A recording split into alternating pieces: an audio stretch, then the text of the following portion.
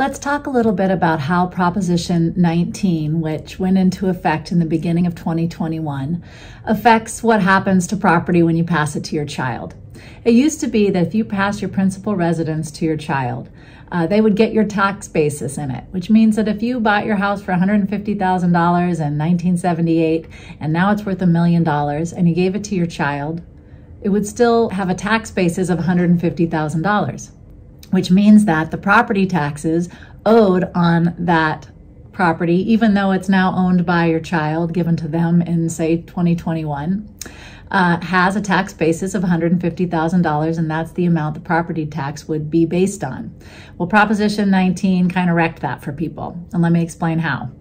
Now, in order for your child to get any sort of tax benefit when you give your house to your child, they have to live in it as their permanent residence. If it's not their permanent residence, there's zero tax benefit when you pass your house to your child. And the other thing is that the tax benefits have been severely limited. Under the new rules, the parent-child exclusion for a principal residence only excludes the first $1 million of value over the assessed value at the time of transfer. Thus, a transfer of the principal residence with a fair market value in excess of the assessed value in the hands of the parent, plus $1 million, will result in a partial property tax reassessment. So this is a little bit confusing when we say it with words. Let's do it with numbers.